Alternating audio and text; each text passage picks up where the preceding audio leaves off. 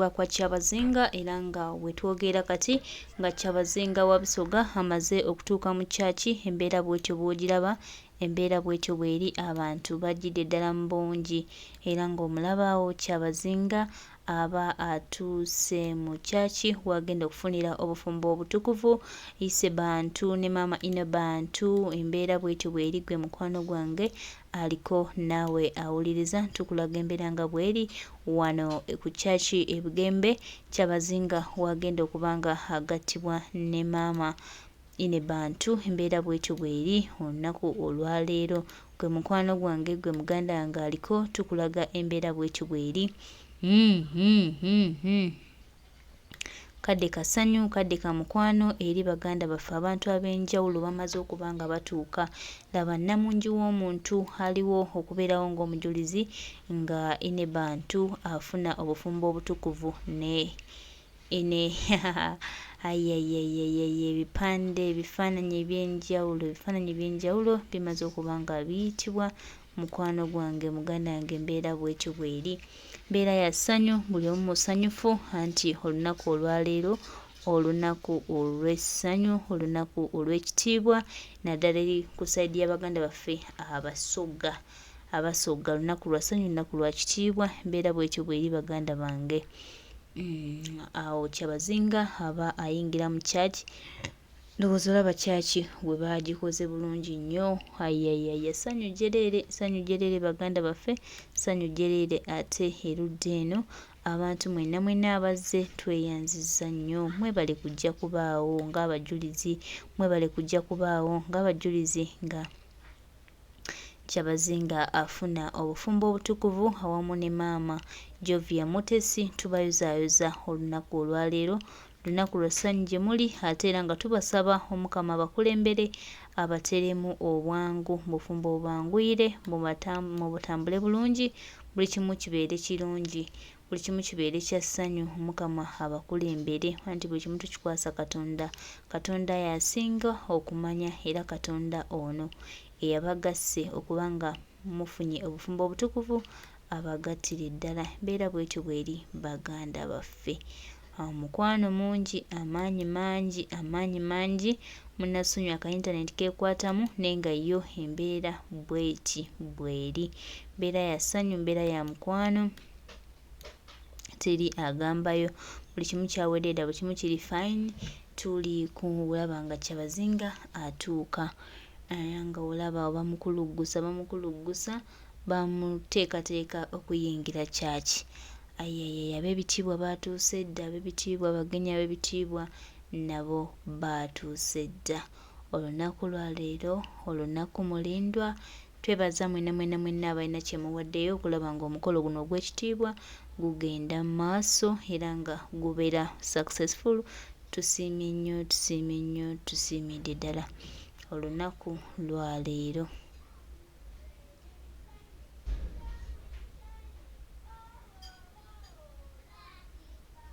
Hello Uganda, lunaku lwa kitiibwa, olunaku olwaleero.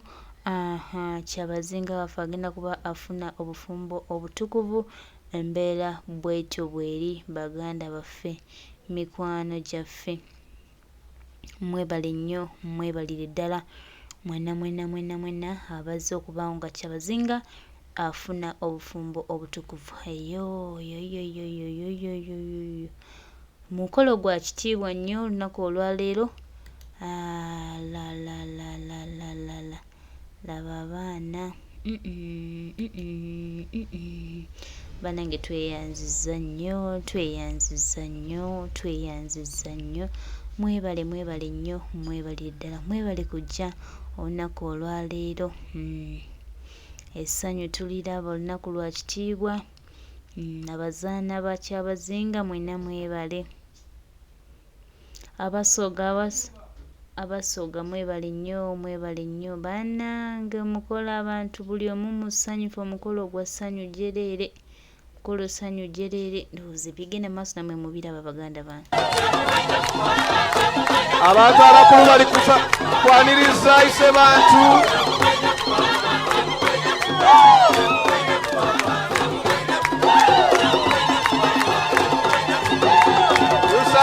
tusagambe Abasoga.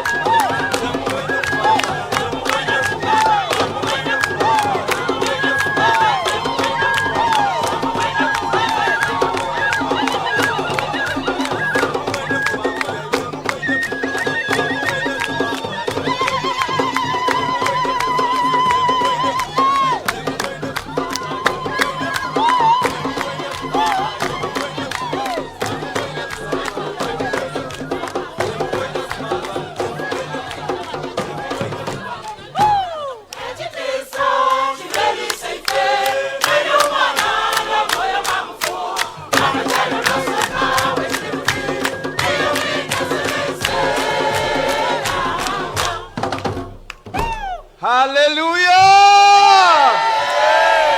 Hallelujah! Basebo ni banyabo kambasebe butinga mwene mwatyaime. Buli omu wali okubenga alonga dibwatuka okuba omuzira musanuke. Twedo kwaniriza mwenemu anekaine era nga saawa eno eri kwira kutuja kubanga twanirizani mama waife ne bantu kansaba ba kamera mwebe mu bifo ebituufu.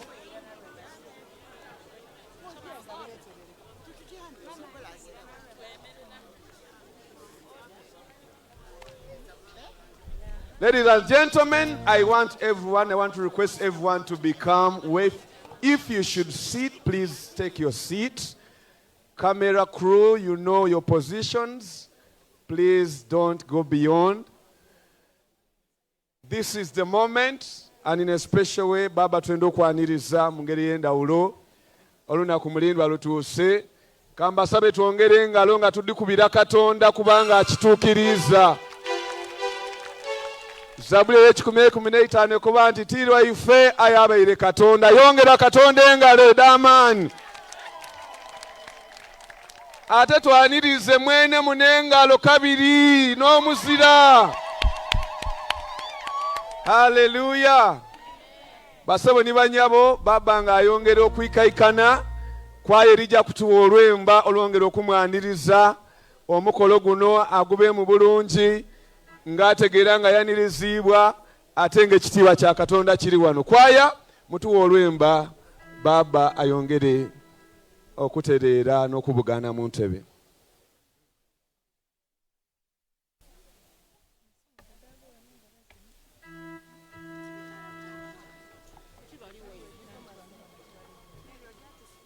Technical crew, give us more microphones, please. Let's have microphones and quickly.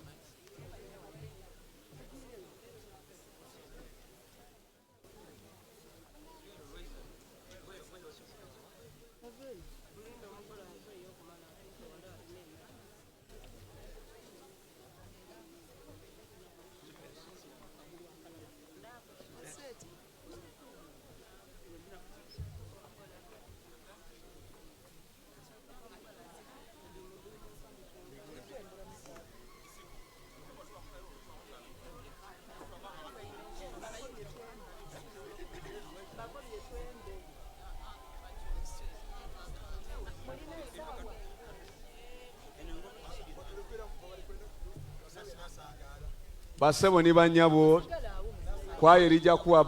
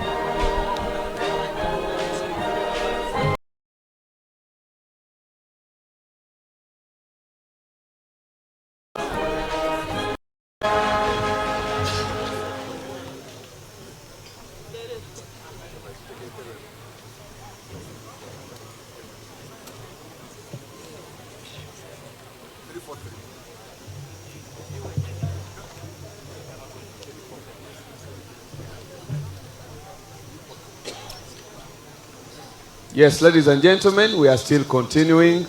I want to believe everyone is enjoying the function, is enjoying the service. We are going to get another piece from the choir as we wait for our mama who will be arriving any minute from now. Choir, please give us a piece.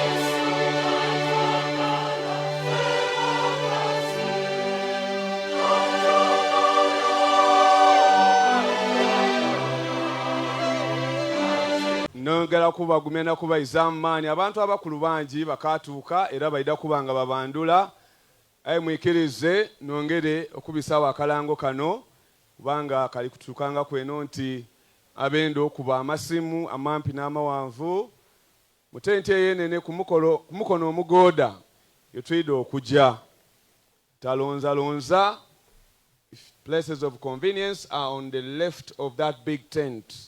So you just march there majestically and you make yourself comfortable. Ladies and gentlemen, anytime the bride will be arriving, but this is how we are going to usher the bride in. Please listen very, very clearly. As the bride enters that gate, we shall have instrumental played of that wonderful, historical, royal, majestic song, Queen of Sheba. And as it will be played, she will walk when we are all seated in our respective chairs. She will walk majestically, and as she arrives, where I'll see and tell you, we shall stand up, and then the choir will lead us in that song, which is in the order of service. So listen for instructions and wait to be told what to do. Twenda bakobera nti mama waifu anaba atuuse, wali wakemba akasenenkerevu akebyafaayo ate nga kabagole oti ni bano kaida kubanga kakubibwa.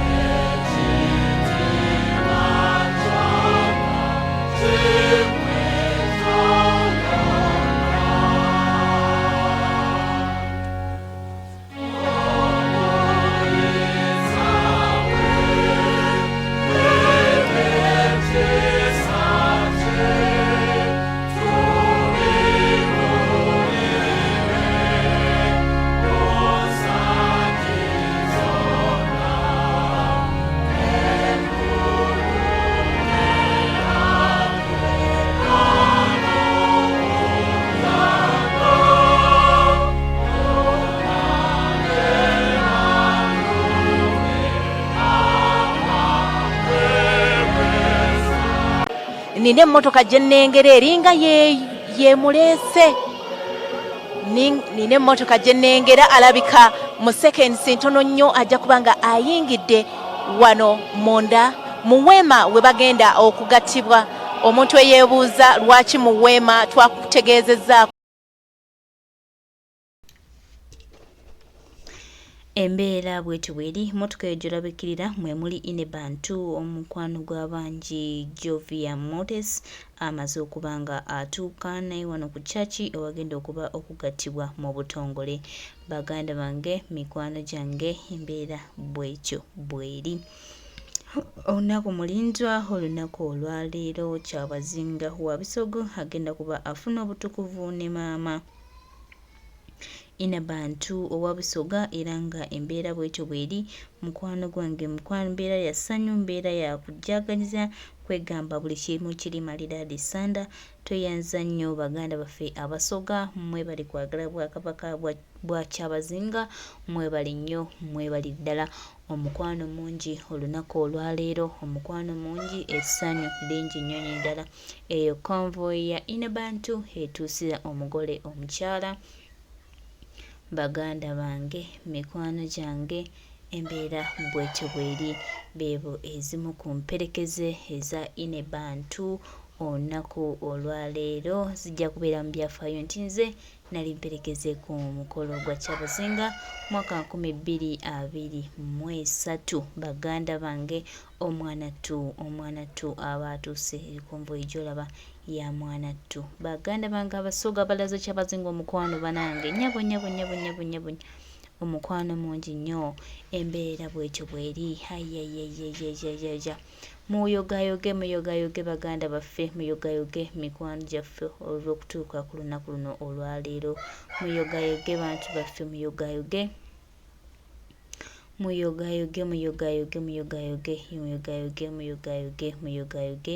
yoga Kyabazinga. Omukolo ogw'ekitiibwa, omukolo ogw'essanyu, omukolo ogw'ettembe, olunaku olwaleero. Abasoga olunaku olwaleero muli free, buli musoga ogenda okuwasa anti mbadde mulize Kyabazinga, ate Kyabazinga ekintu akikoledde ddala. So baganda baffe, mikwano gyaffe, embeera bwetyo bweri. Mu baganda baffe, mikwano gyaffe, embeera bwetyo bweri. Olunaku olwaleero lunaku lwa ssanyu, lunaku lwa kitiibwa. Maama Inebantu agenda kuba afuna obufumbo obutukuvu awamu ne taata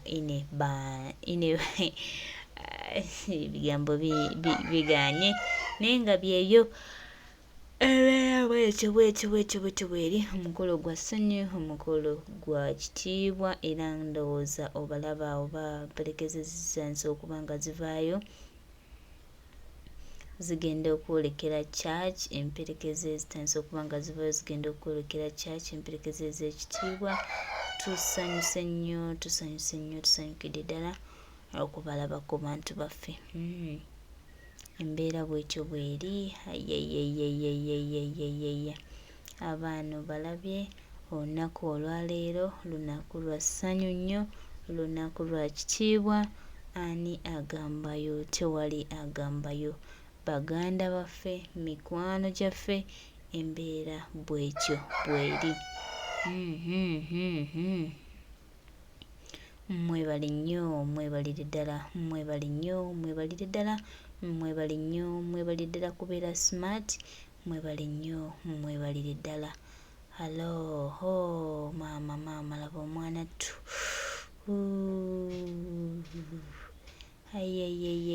Omwanattu ayingiddewo, omwanattu aba ayingirawo ne taata, omwanattu aba ayingirawo ne taata. Baabo baba bayingiddewo ne taata. Embeera bwetyo bweri baganda baffe, mikwano gyaffe. Taata aba aleeta omwanattu ku mukolo guno ogw'ekitiibwa olunaku olwaleero nga bagenda mu kyaki okugattibwa okufuna obufumbo obutukuvu.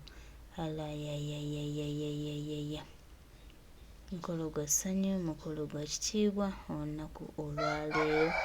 Mukolo gwa ssanyu, mukolo gwa kitiibwa.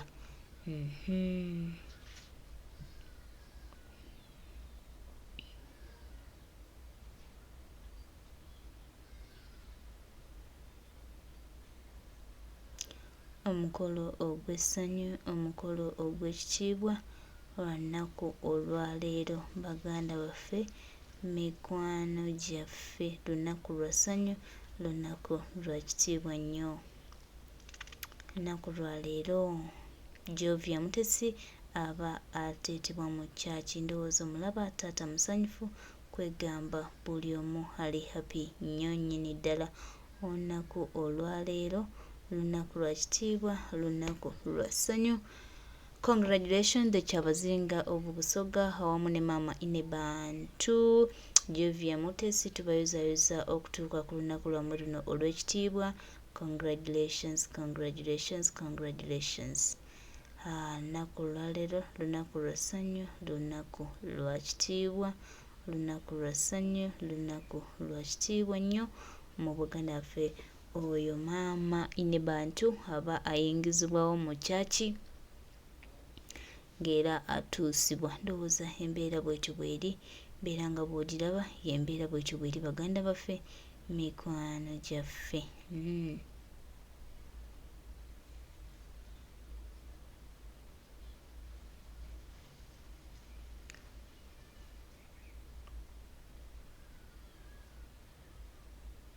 Mbeera bwetyo bw'eri. Maama bamuleeta mpola mpola mpola mpola, bamuleeta mpola mpola, bamulinnyise amadaala. Eno bw'asamba kadaali ne Kyabazinga eriiso oliraba bw'ali kuba ku maama.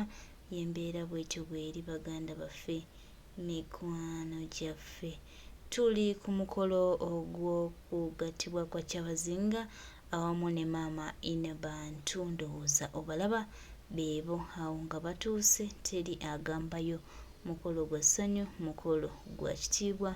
Olunaku olwaleero Obwakabaka bwa Kyabazinga bufunye maama Inebantu. Tubayozayoza mwebale kutuuka ku lunaku luno olw'ekitiibwa, olunaku luno olw'essanyu, olunaku luno olumulindwa, olunaku luno olw'ekitiibwa. Mwebale nnyo, mwebalire ddala, era ng'omukolo ogw'ogatta gwe gugenda okuba nga guddako.